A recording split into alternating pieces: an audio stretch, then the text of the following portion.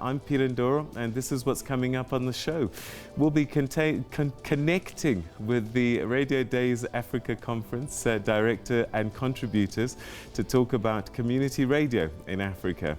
The Africa Foreign Press Association gathered yesterday. It's a newly formed organization to discuss plans aimed at moving the organization forward, and we'll be hearing from the chairperson of the association. And also in our Back in History feature this week, we take you back to the 9th of July 2002. And that's, of course, when the African Union was established in Durban as a successor of the OAU. More about that later on. Now, remember, you can engage with us on social media using our Twitter handle, hashtag SABC Media Monitor, or also share your views with us via WhatsApp. And that number is 065 862 4548. 065 862 4548. We'd love to hear from you. Hashtag SABC Media Monitor. That's where you can get us on Twitter. So before we get into our highlighted stories on the program, let's first take a look at what's on the front pages of our Sunday newspapers this morning. And we start with the Sunday Times. And the Sunday Times says that President Ramaphosa will be addressing the nation as COVID-19 threatens to engulf the health system. The paper suggests that a nighttime curfew, tightening of regulations on the sale of alcohol, limiting inter-provincial travel, and also the limiting of loads on taxis and other public transport is on the cards when he does talk to the country. The City Press is also leading with COVID-19, saying that COVID-19 death storm has arrived, with doctors having to choose who lives. Funeral parlours apparently at full capacity, whilst experts say that all of this could have been prevented. The Sunday Independent, Eskom is on the front page of the Sunday Independent this week, with members of Parliament expected to grill the power utility over its controversial R4 billion payment to 4 companies, including how it plans to recover the money. This relates to 4 companies: Stefanuti, Stocks Basel, ABB South Africa, and Tubuclar Construction, picking up R1 billion each in overpayments. And the Sunday Tribune is leading with a hopeful COVID-19 story. Yeah, the African Union commissioned vaccine trial program is hoped to have an injection ready by the first quarter of next year. And the Sunday World, it's a pretty gruesome story, unfortunately. Over 40 people killed and arrested and seized 34 firearms as 5 people were killed in a dramatic early morning siege over the church's R2 billion assets. All right, so that's your papers, and we'll hope to take a look at those again later. But let's now go to social media and find out what has been trending in South Africa right now. And I've got to tell you, all of it relates to UFC wrestling. There's some kind of fascination with this. And so all those top 5 tweets are about UFC. And this guy called the Nigerian Nightmare, Usman, defeated someone called Masvidal. So I suppose we should be pleased. But some people said, hang on, we stayed up for a wrestling match? You've got to be kidding me. All right, so lots of people talking about the match, and a lot of people not impressed with it because it was apparently quite boring, very one-sided. And this guy, Masvidal, he got punished quite a bit, and his feet became quite a big thing. As I say, people saying it was pretty boring. They were fast asleep while this thing was on. And yeah, let's take a look. So his feet have become a big thing, and I think he suffered quite a bit in this fight. But there's more pictures there of George Masvidal's toes as a result of that fight. Okay, so there you go. That's what's happening on social media. I don't understand the fascination, but clearly South Africa does.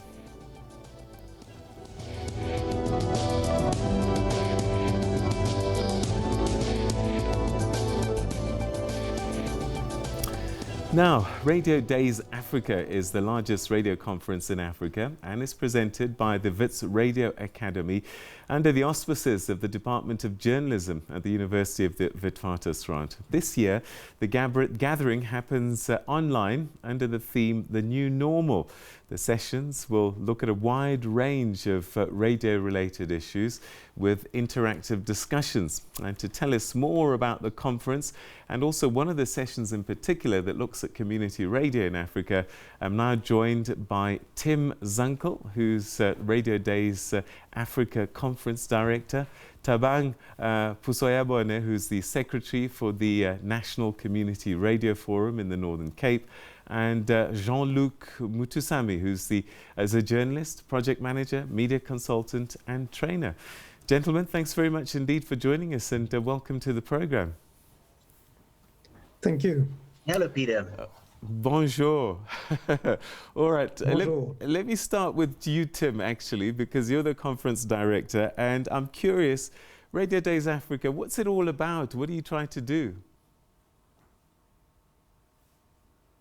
Peter, Radio Days Africa is an extended learning opportunity presented by the Wits Radio Academy under the auspices of the School of Journalism.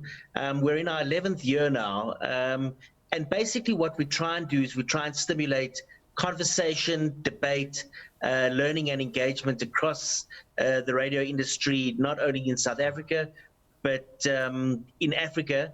And we like to connect with practitioners across the world. So it's really just an opportunity to connect with fellow radio people.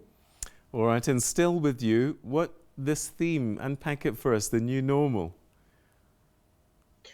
Well, the conference is hosted yearly in July, and at the end of last year in July, we knew that we'd do the 11th edition of Radio Days Africa.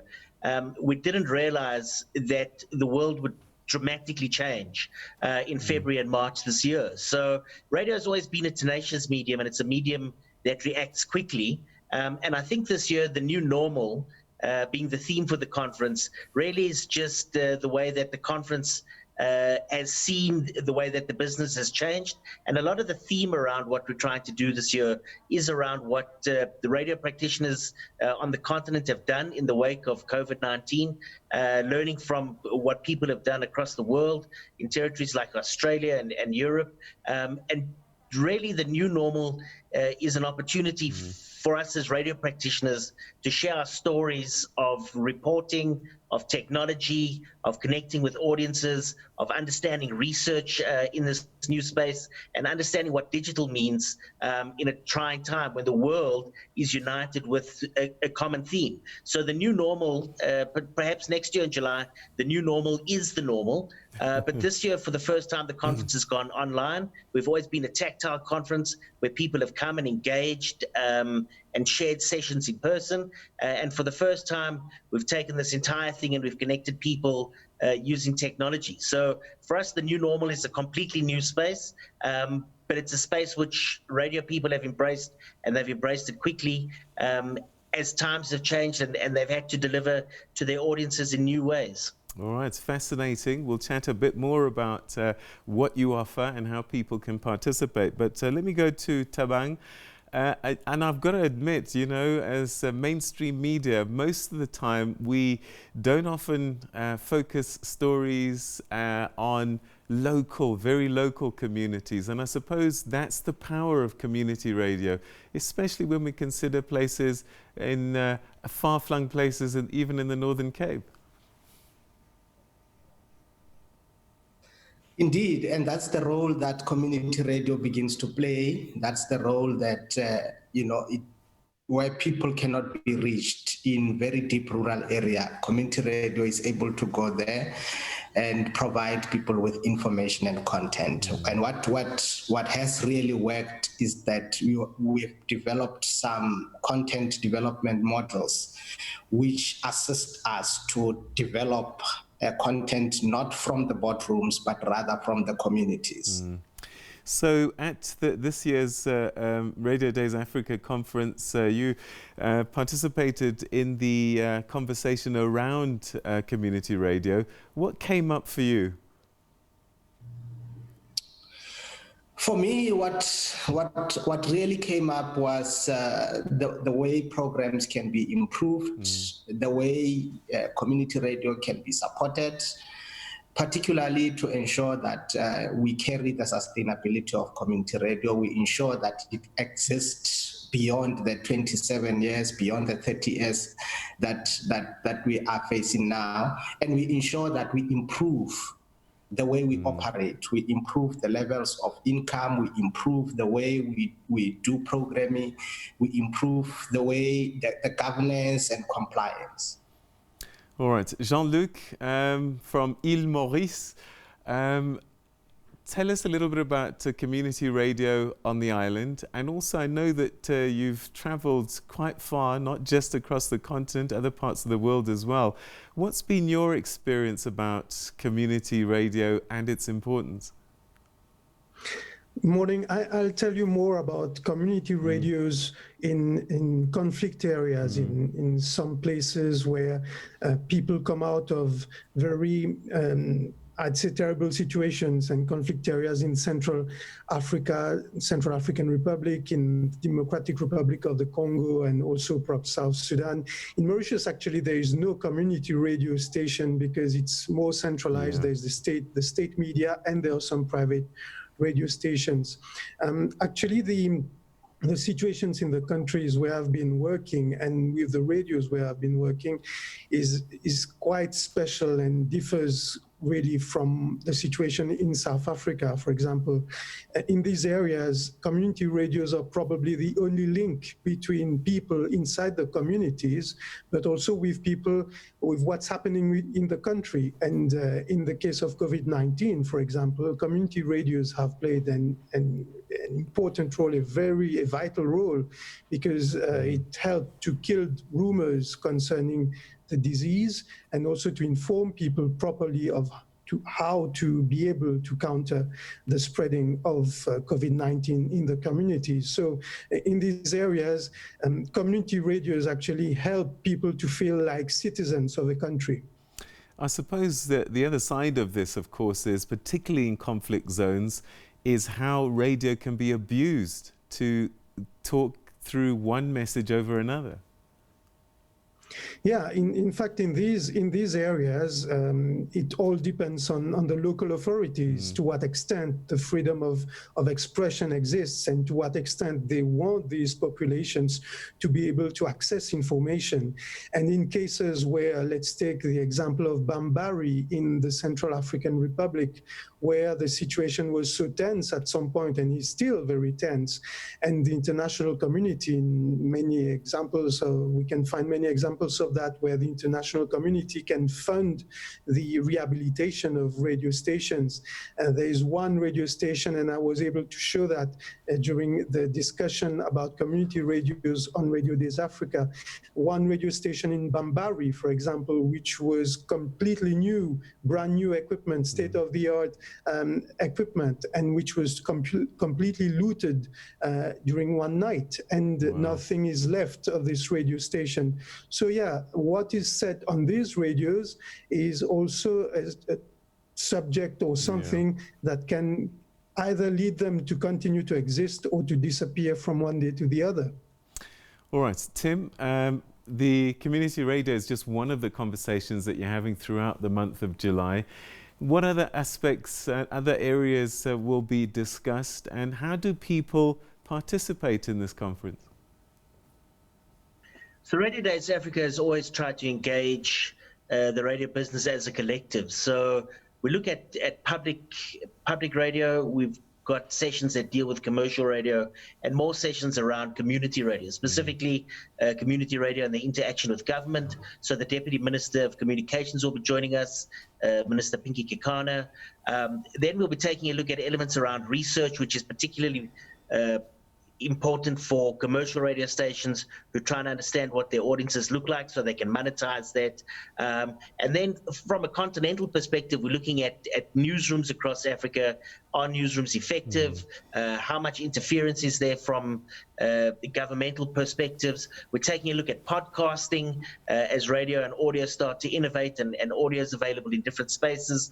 So we've got Kim Fox from Egypt. We're joined by Kali Media in Kenya, and Hindenburg out of Denmark, and we really start unpacking the issues around that. So if you're an enthusiast, a radio professional, or just someone who's passionate about radio and what radio means to you, there's even little bits and little elements for each person involved in the business. To get involved this year, we're really lucky. Previously, the conference has been quite a big thing to organize and a rather expensive thing. With the help of our supporters and our funders, the conference is absolutely free of charge to anyone who registers through our website, being www.radiodaysafrica.co.za, and all the sessions are listed, and you simply go and sign up for the session that you want, and you join us online. When you're online, you're able to engage and interact with people from all over the world that are in the session with you, and you also have the opportunity to ask questions to the panelists via text or via WhatsApp message. And it's a direct opportunity to engage with some of the best in South Africa and on the continent. And we're also lucky enough to be able to see what the rest of the world is doing by having some of those experts join us as well. So it's really an all-round opportunity to engage, share, and learn with radio practitioners. All right, okay, Thabang and Jean-Luc, 30 seconds each. Funding is a big thing. Thabang, start with the local perspective, and Jean-Luc, if you can give us a continent-wide way to deal with this challenge of funding. Thabang? Well, I think funding can be improved by government improving the resources to the MDDA. And I think the use of levies, Universal Services Access Fund levies, which are contained in the Electronic Communications Act, where the likes of the public broadcasters and commercial broadcasters are supposed to pay money to develop community broadcasters. This money should go to the MDDA, and it must go to one pot. It is not going to one pot currently because these broadcasters can elect to pay the money either to the MDDA or to ICASA. And the money that goes to ICASA then never gets back to community radio. So there's one way of developing a model to say that let's get this money going to one pot. And I think the relationship with local government must be improved to ensure that community radio is able to access those communication budgets. And the sector, lastly, maybe, is to improve the technology so that we enable the monitoring of the advertising. Jean-Luc, unfortunately, we've run out of time. We actually have to cross now to a very important funeral that's taking place. Gentlemen, thank you so much indeed for your time, and we look forward to joining you online with Radio Days Africa's conference. Thank you so much indeed.